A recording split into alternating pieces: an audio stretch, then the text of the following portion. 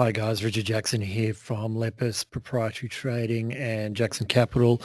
Can I just get a quick yes in the chat box there if you can hear me? Okay, great. That's fantastic. And Tyson, can you see my screen as well? Okay, great. All right.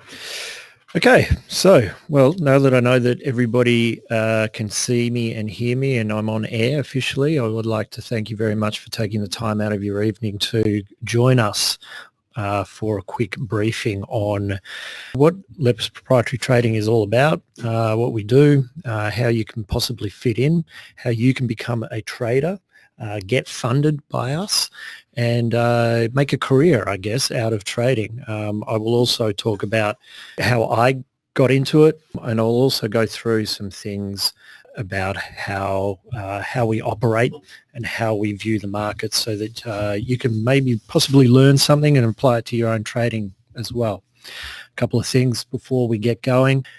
We don't really require an AFSL, so because we are a private company, when anybody comes to us, we're trading our private money, and therefore we're not dealing under the financial securities law. We also train people to trade our money as well, okay, so we're not actually giving advice. So if you do take something away from this tonight, you just please remember that it is not for your personal circumstances. It's certainly something that you can take away, but however, it's not necessarily advice that I'm giving you. Okay, let's have a look at what we're doing. So as I said before, we're going to go through who we are, what we do, how you can fit in. Just quickly, briefly on me. I've been trading for 20 years. I've been educating or training guys for 10 years.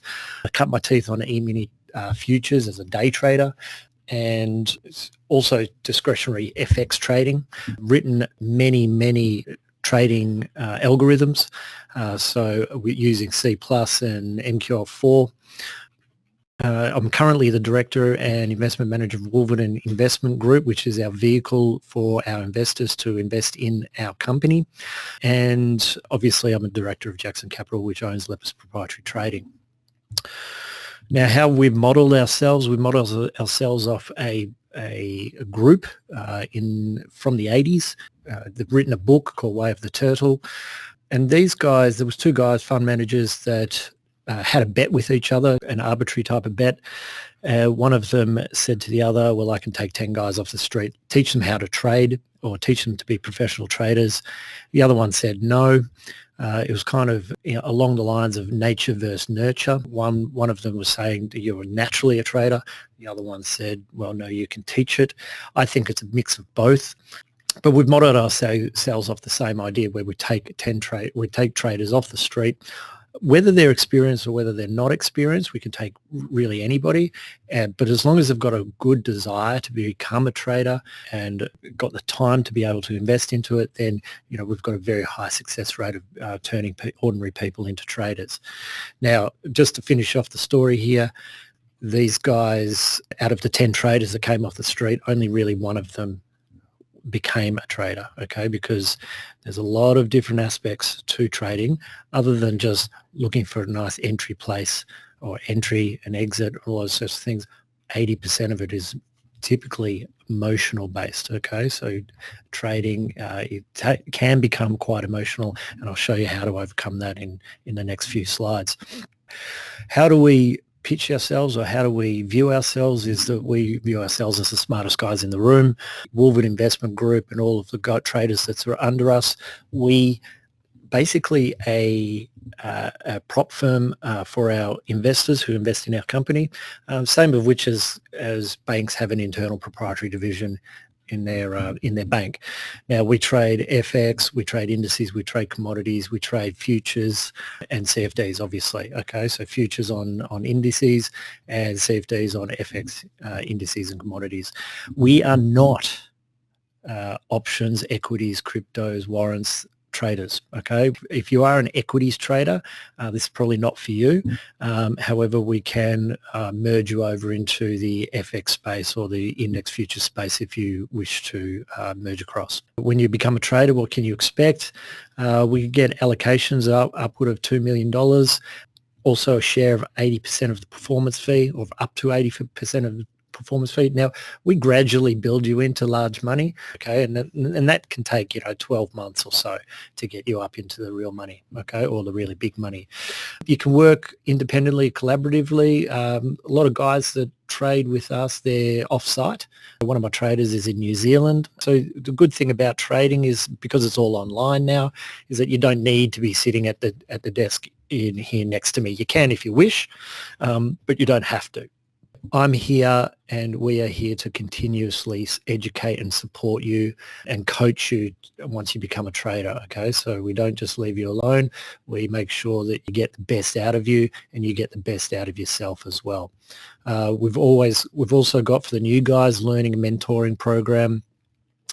And we're not profitable until the trader is, okay? So it's in our best interest to make sure that you are profitable, because if you're profitable, then I'm profitable as well. Okay, so let's learn something. What I'm going to go through is how do we view trading. I'm also going to show you some trades that we've done in the past, and also how you can get involved. The financial markets, especially on the level in which we trade it, okay, because we are swing traders and day traders, these financial markets are random. What that means is that because it's random and doesn't necessarily give you an outcome which is completely unpredictable, but we do have to apply the theory of probability so that we can quantify randomness, okay? We love to live in a physical world. Human beings love to live in a physical world. Things like, we like certainty around what's going on. Things like, we know that an aeroplane will take off. Physics around that aeroplane, we know that we're going to get up into the air and we are going to land safely, okay? We know that the acceleration of gravity is 9.8 meters per second squared. We live in this comfortable world. We live in a comfortable world where if we go to work, we do a job, we know that we're going to get paid. We can't think like that when we're trading, okay? We have to think in a different way. And this is sometimes it's very hard, or it is, I guess, it is a challenge for some, and that we need to change our thinking as traders, okay? We work in the area of probability, okay? And it's not difficult probability. The mathematics behind it is, can be, if you've done year 9 maths, you already understand probability. It's not too hard, but to get a human who is typically programmed for linear progression and a deterministic outcome, to get them into understanding non-deterministic outcomes is, it's easy to understand it, but it's hard to do it. All right. So, and that's where coaching is really necessary for all of our traders. Okay. So let me just prove this to you. Here is a New Zealand daily chart. I've put a pink dot at the end of each closing price. There they are. Now, if we have a look at over here, the next day, we really don't know exactly what the price is going to be at the close of tomorrow or the next day, do we? All right. We can describe this as a kind of a random plot.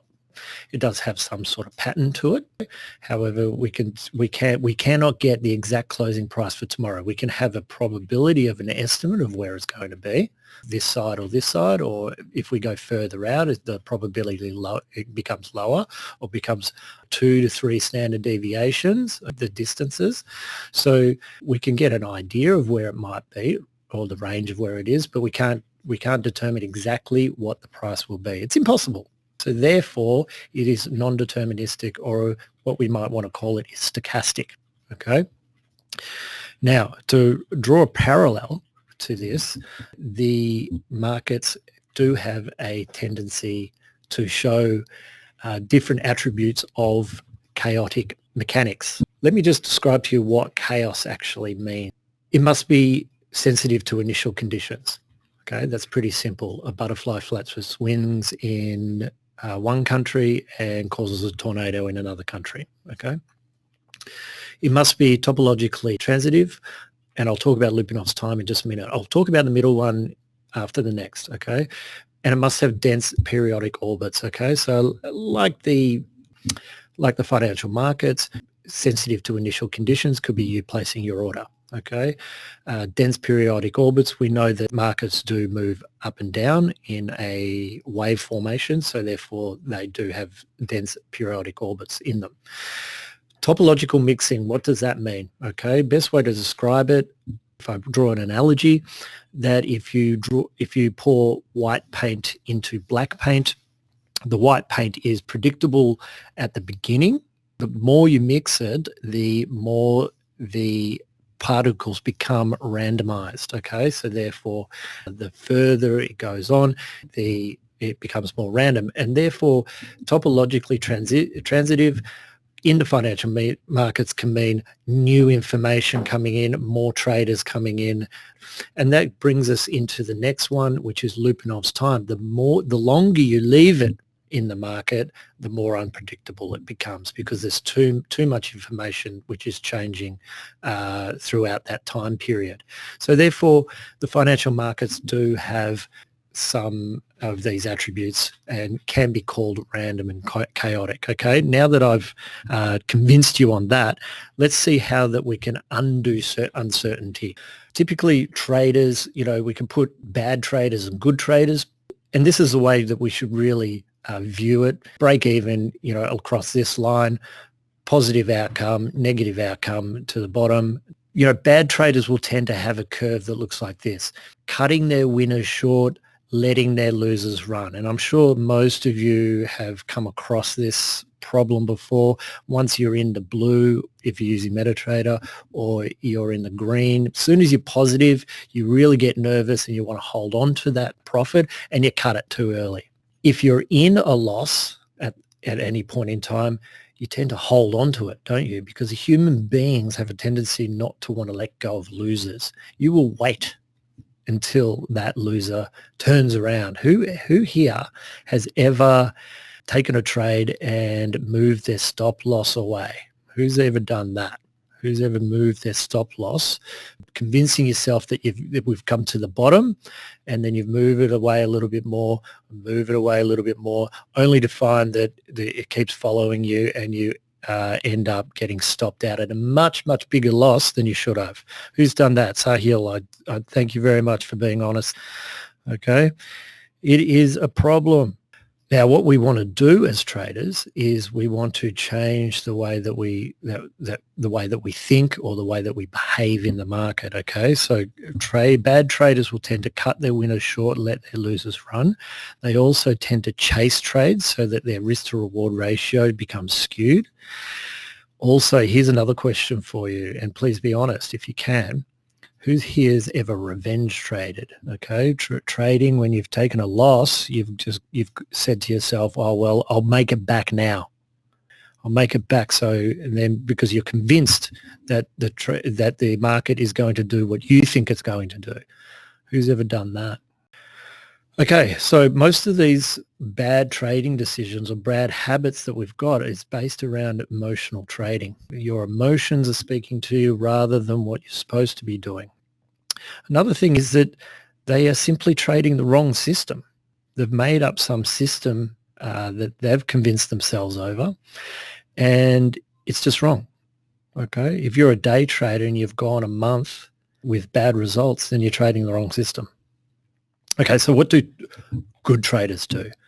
Good traders take small losses and let their winners run. Okay, they make quantitative decisions, not based on emotions, based on what they're looking at.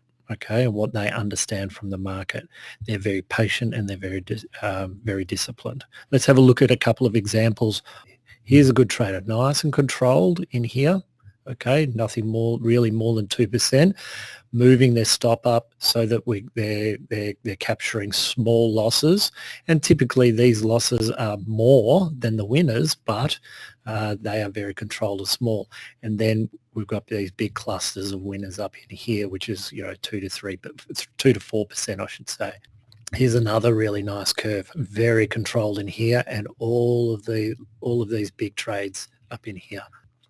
All right, so that's what we're trying to do. We're trying to get the curve so that we've got more positive trades or large positive trades, and we're cutting our losers. It's that simple, guys. It really is that simple. But what's going to be standing in your way is you, okay? You and your emotions. Just for all the newbies that are in the room, what do I mean by risk to reward ratio? Risk to reward ratio on a single trade is simply your entry to your stop loss compared to your entry to your take profit. Okay, 1 is to 1.5. Now, if we take all of our trades together, and we take the average wins divided by the average losses, it will be the system risk multiple. And that is one of the two main metrics that you will ever need to know, okay, when you're a trader.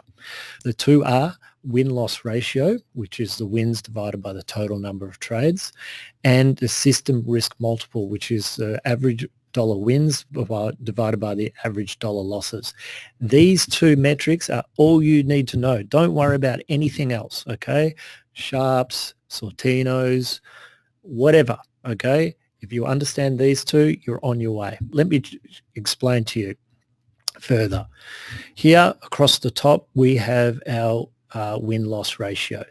Down the side here, we have our system R multiple. Now, if you've got a 20% win-loss ratio and 1 is to 1 system R multiple, you're not making any money because you're losing, obviously. 1 is to 1 here, we're breaking even at 50%, aren't we? Now, good to see that most of the non-profitable is in the bottom here, okay? There's a lot more room in the profitable side, isn't there? But this is, kind of lying to you, okay? I like to live in reality. I don't like to live in Disneyland, in that getting a 60, 70% win-loss ratio and a 1 is to 5 risk to reward ratio is nearly impossible. Okay, it's pretty hard. So I'd say this is probably unachievable. So let's have a look at another slide, which is more realistic. Here we go. This is more realistic, and this is the sweet spot in the middle here, all this green. Now, let me ask you a question. If you've got a 20% win-loss ratio and a 1 is to 5 risk to reward ratio, can somebody just type in what type of trading system do you think we've got? Swing. Some guys are saying swing. Yeah. No, I'd say that we've got a trend trading system there. Okay. Trend. Okay. This is trend. Over here on the other side, 60%, maybe 70% win-loss ratio, 1 is to 1. System R multiple. What type of trading system do you think we've got? Scalping, correct, Hannah. Exactly. It's more of a scalping type of system. And our swing is here in the middle. Okay. 40%, 1 is to 2, 1 is to 3. Okay. 40%, 1 is to 2. You're on your way to be a trader. You're a good trader when you can get it up to 1 is to 3, 1 is to 4 in here. Okay. You're very good at what you're doing. Okay, 40% is swing. Exactly, Martin. Exactly. All right, next. Okay, so what makes a good trading system or trading plan? There's two things. If we take all the really good books that I recommend, Carolyn Baroden, Fibonacci Queen, Trade What You See by Larry, Harmonic Trader by Scott Carney, all of these good guys, they echo the same thing that I'm going to tell you now. The two things that make a good trading system is good market timing. Where do we get in where we can have a good chance of getting a good risk to reward? That is it. Easy to say. If you don't know how to do that, it's hard to do. Okay, now I've taken 20 years to get to this position, right? And this is where I'm going to be able to teach, any new trainees and support people on how to get to the place where you've got good market timing, good risk to reward. Okay, so how do we do this? How do we get to it?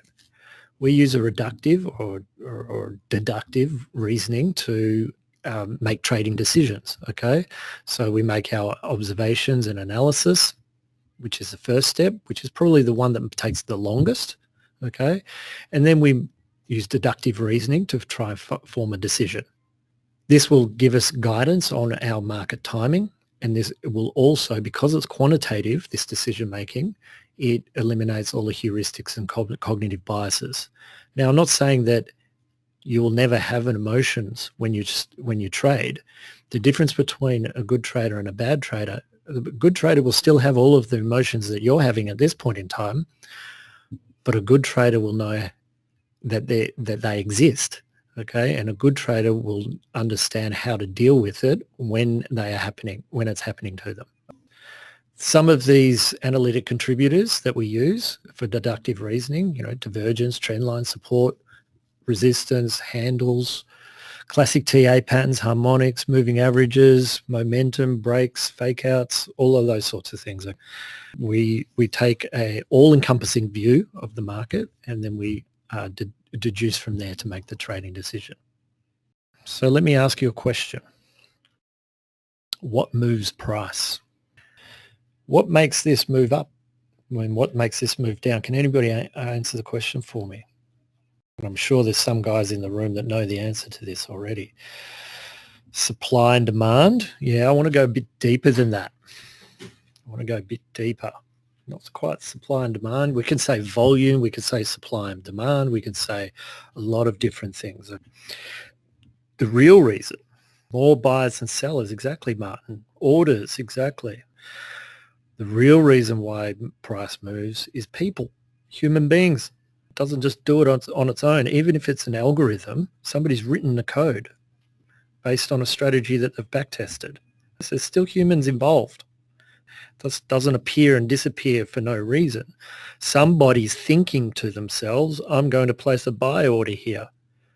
And if there's enough buy orders, it gobbles up all of the sell orders and the price moves up. Simple. So what side of the leg, so this is the buy leg and this is the sell leg, what side of the leg do we want to be on if there's more orders on the buy leg? We want to be on the buy side, don't we? So how do we become on the buy side? Well, it's counterintuitive because a lot of traders think that there's a secret sauce to trading. There's some sort of, holy grail that they're looking for. Well, actually there isn't. What we need to do is we need to be popular. We need to be understanding what other traders are thinking or seeing. By doing that, we need to understand what all of the strategies that they're trading are. What are the strategies that are being traded based on the market condition at that point in time, based on the time frame that I'm viewing, et cetera, et cetera. Where is the support resistance? Where is the overbought, oversold? All of those sorts of things. So what are other traders thinking or seeing so that I can get myself on the right side of the leg? So I'm in the popular side. I'm on the herd side. So it's because it's not wise to run against a herd of cattle, is it? Or stand in front of a freight train. Now, it will happen to you. Okay, you will get stopped out. But if we can do that more times, be on the right side of it more times than not, then we're going to make money. Simple. And then what we ask ourselves these two questions every time that we trade. All of my traders do this. It's religious. It's like a mantra. What are other traders thinking and seeing? And what is obvious? Because if it's not obvious to you, once you understand all of these trading techniques, it's not obvious to you, then it's not obvious to anybody else.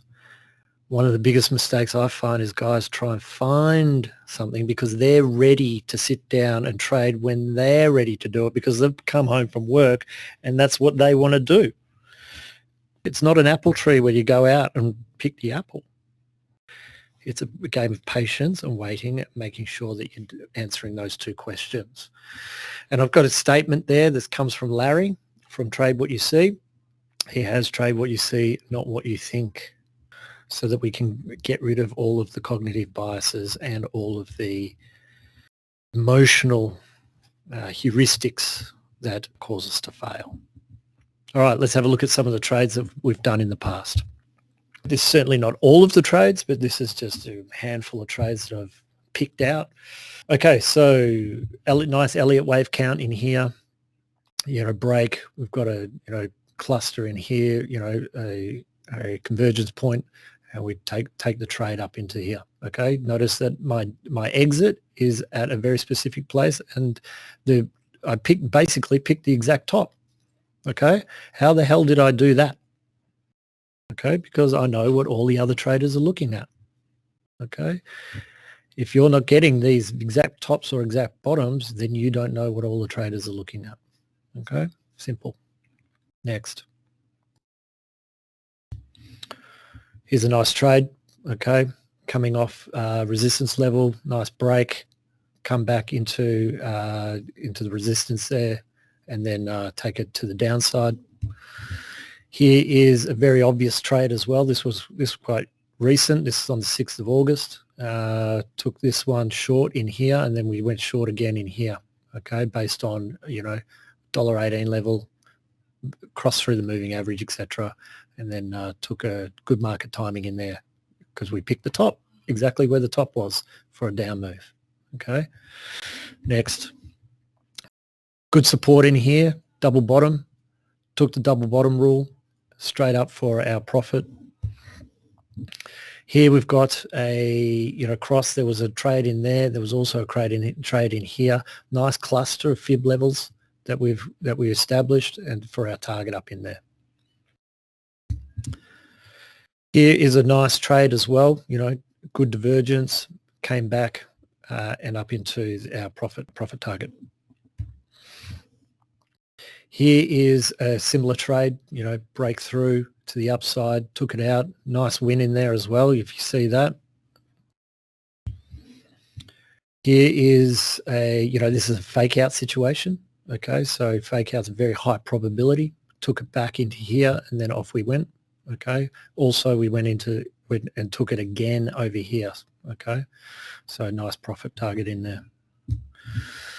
Here is dollar yen, came off this support. There was like a lot of support in there, and then took the trade where here's the trade in there, and then up we went. All right. I'm not going to tell you, what really the exact strategy. I'll be here for days. Some of the guys that have already traders that are in the room at the moment, they could probably, vouch for me, and, it takes a long time to learn these strategies. Okay, so here's another fake out opportunity. Nice Elliott Wave count in there for the downside move. Okay, next. Here's a nice bat pattern. Good breakout in here based on a ending diagonal right up at the D point. That was a nice trade. Here is a trade. This was very quick. I had a buy stop in there. That hit the target within the hour, which was great. In and out. Nice head and shoulders in here as well. This was good good trade to the downside based on the head and shoulders. There was a head and shoulders breakout type of scenario. Here again, double bottom, straight up into our target. Picking those targets pretty well. Here is an expanding wedge. Quite aggressive in here. We even had a gap, so that was a nice aggressive move. So that was gave us a lot of confidence that we were taking this short. Here is our news release strategy. We've got last year we had a very high win-loss ratio. Doesn't come off that too often, but when it does, it's very successful. This was from last year, I guess. 30th of May 19. We had the 5% tariffs on Mexico. That was a good trade. We had a release of the Aussie interest rates. That was a nice trade to the downside. Here was ECB rates as well, QE, Draghi, having speech. So we took that to the short side. You could see that it did turn around, nice V-shaped reversal in there. However, our target was well within the ending point of it. So it's very quantitative, this trading strategy, very specific rule set on it. This was Theresa May, rest in peace, Theresa. got defeated in the votes in the UK. That was about 6 o'clock in the morning, so I had to get up for that one. This one's pretty cool. I like this one because it was a Canadian unemployment rate and the non-farm payrolls came out at the same time, and they usually do come out at the same time, but they were very much correlated, okay? So therefore we had a huge move in it. Over the weekend, we even had a 14 pip gap in it, so we actually got more out of it than our profit target, which is very rare that happens. But I'll put this one on the pin this one to the wall. Okay, so this one here was a Aussie news release, but however failed. So we do have a cover on it. You can see down here we lost 4K on the first round, and then we had second 8K on the next. Okay, so we made it back plus our original stake. Here's one. This was quite interesting in that, this was a RBNZ news release based on their rates. However, this was right before the weekend or the week of Thanksgiving, so we had to hold on to it for so long, but it was really worth it because we held onto it for so long. It did give us that, when they all came back on the Tuesday after their long weekend, they just wrote it straight up to our target. So it took a while to get out of that, but we stick to our rules, and we held on to it, and we got rewarded for it. Here's another one. Here's RBA rate cut. We came down to our lowest, and that pushed us to the upside, which was quite nice. Here, what's this? Okay, so this is some day trading on S&P. We've got, just an example of, descending wedge type of breakout opportunity that we took there. That was nice. Here's a falling wedge as well. Took out some pips out of that, did our count nicely as well. Okay. Also, there's a nice head and shoulders that we took. Okay. Looking at our Elliott Wave counts in here, it was a good opportunity to go short. Sorry, that's the same one. Okay, so Daryl Sparks, he's one of our traders. He's the one who's responsible now for our news release. He did a 100% win rate on our news release trading strategy. He, out of 22 opportunities in 2019, he took 11 and he won 100% of them. Okay, so very strict rules. Doesn't happen that often, but when it does, it's got a very high win rate on it. Okay, so let me just show you some trainees, some equity curves of trainees of when they come to us, what happens basically.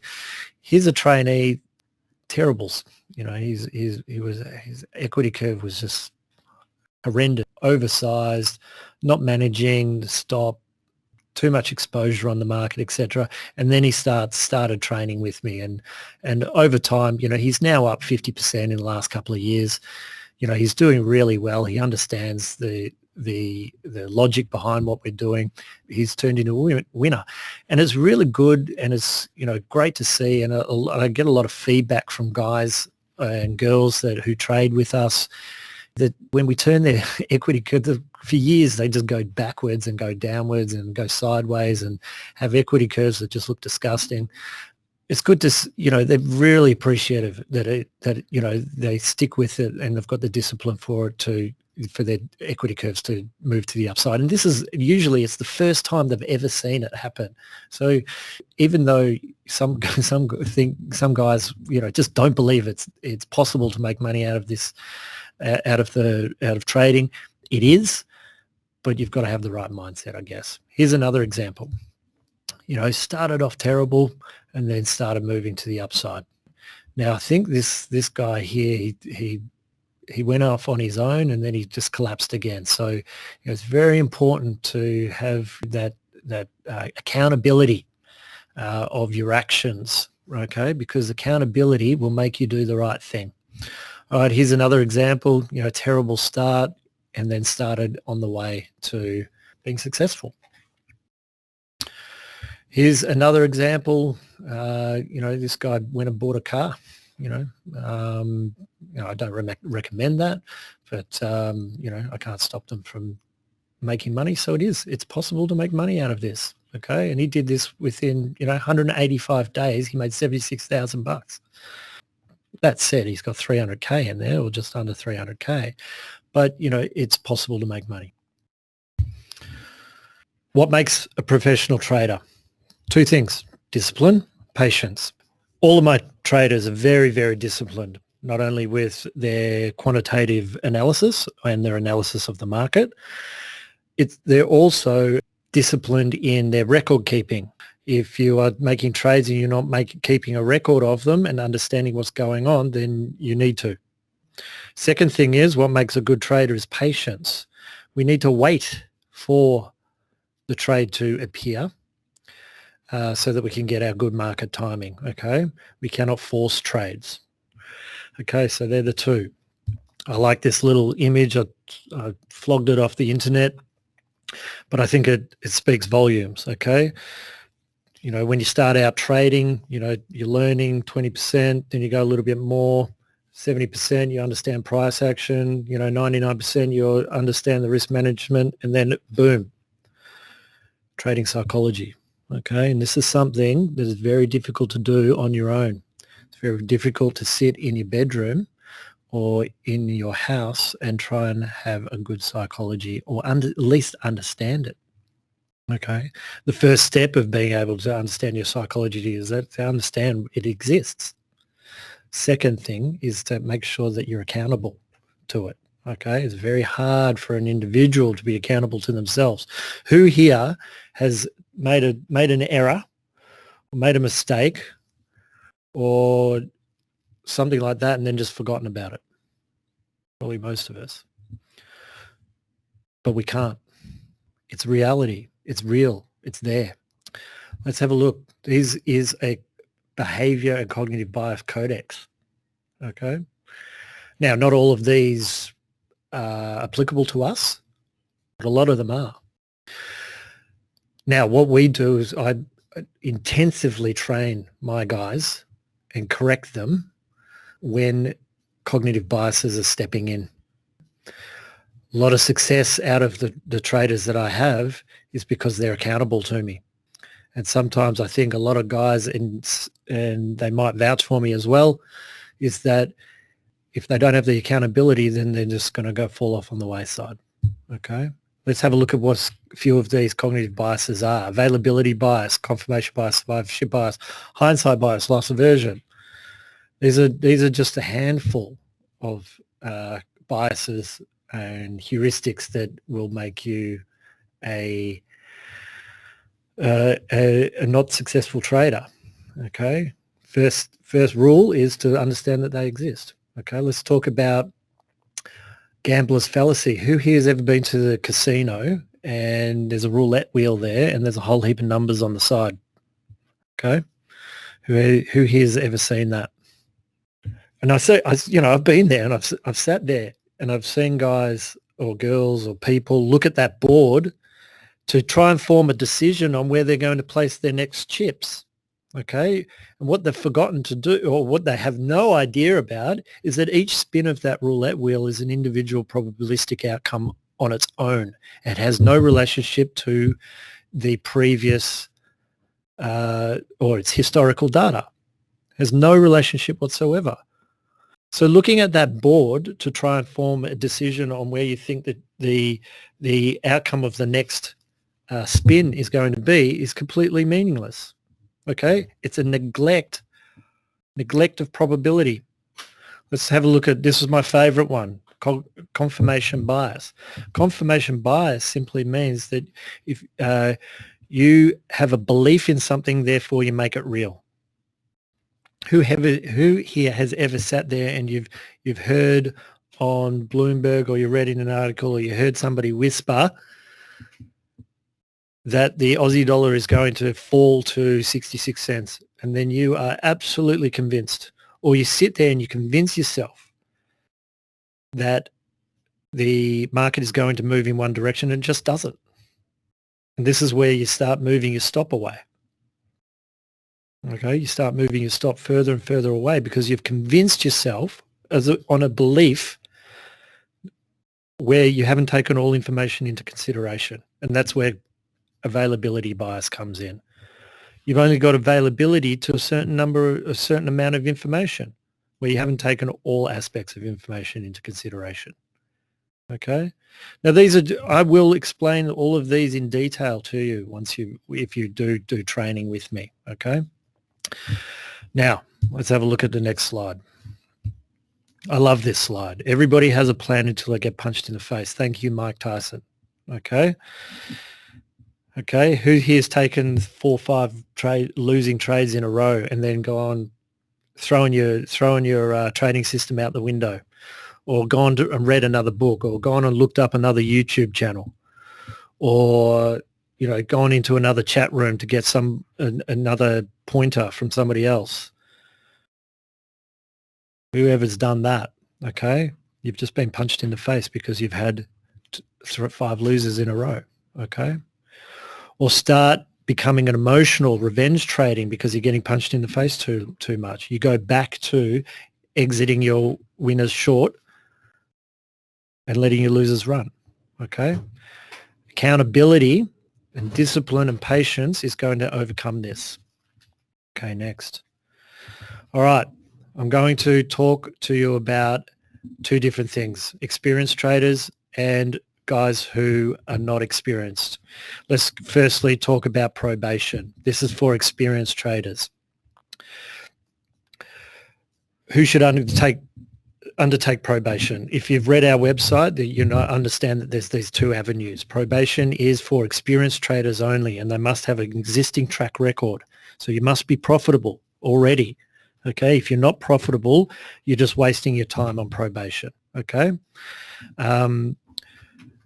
Here is 3 or 4 equity curves of individuals that told me that they were consistently profitable and ready for probation. Okay. Some people live in Disneyland. Okay. If you don't already have a profitable trading system, then probation's not for you. Right. And it's not wasting my time. It's wasting your time. Okay. This is what your equity curve should look like. Right. An equity curve that looks like that. Okay. An equity curve that looks like that. So if you've got an equity curve that already looks like that, let's get into probation. I want to know, I want to talk to you. Okay. I've got a lot of money ready to fund. Next. There are some guidelines that we need to adhere to. Now, unless you otherwise talk to me about, altering these, this is kind of where I want you to sit. We're looking for swing traders. We're looking for news traders. We're looking for, we're not looking for, long-term day traders, okay? We really want to be in trades no more than a week. Yeah. What do we expect from probation? Not necessarily looking for, huge returns or a target type of return. What I expect is consistency, good risk management, low variance in your equity curve, and low open trade drawdown. So because, obviously we're trading with other traders as well. Training and mentoring, for those who want to undertake our training and mentoring and have somebody to be accountable to, somebody to support them, okay? Let's talk about Rafael Nadal, okay? Great tennis player, huge. He's number 1 at the moment, okay? Maybe not because of COVID. But he's an awesome tennis player. All of these big-time tennis players are great. Do they have coaches? Yes. In fact, Rafael Nadal has 2 coaches. Coaching is very good. Keeps you accountable, and it keeps you understanding all the things that you can't see. When you're in the trenches, firing away, sometimes you can't see the things that a coach will. Or maybe a coach can twist and tweak your technique a little bit, or your emotional state, so that you improve to become great. Okay. Now, let me ask you a question. Out there in the trading market, do you think there's Rafael Nadals you're trading against?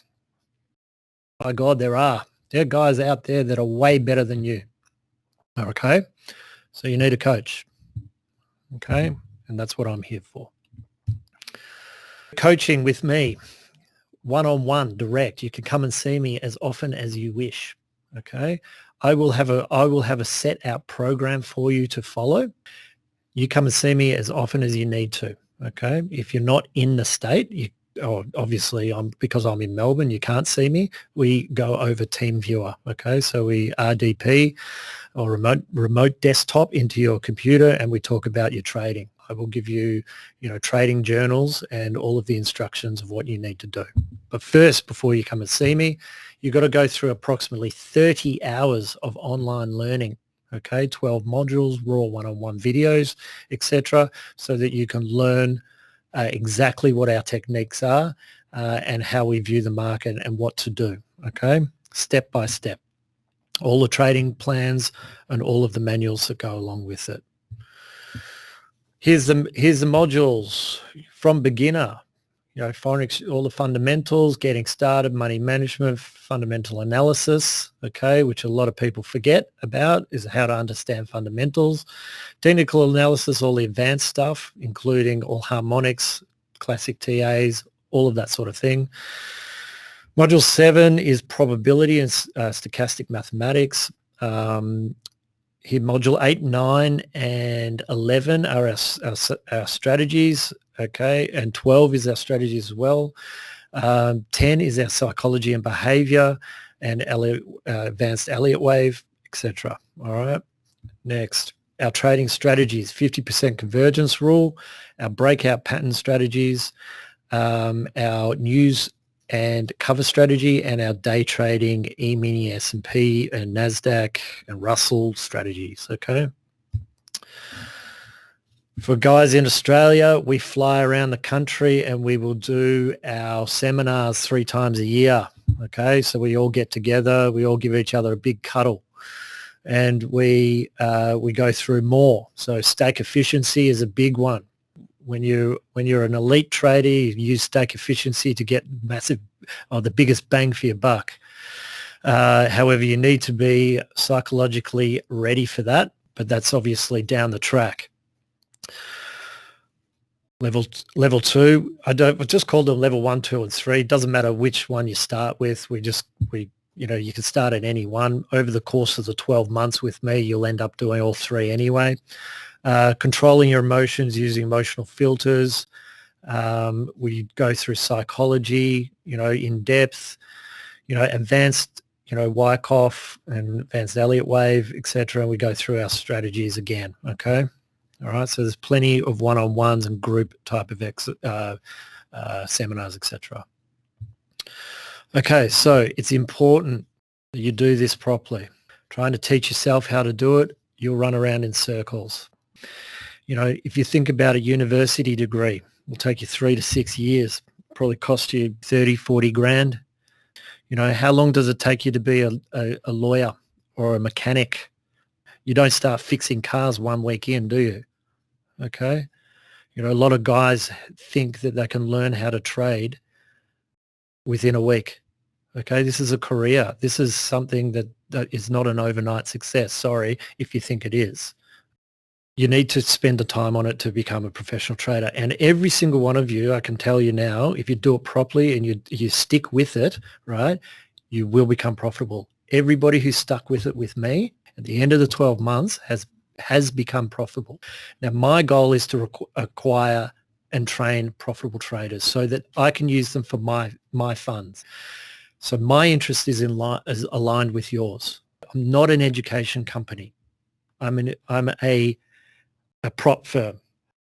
Capital raising for me takes time and effort. This is why I need traders to do it instead of me. A lot of guys going, why don't you just do it yourself? Okay, because I go out there and raise capital. Raising capital is harder than trading.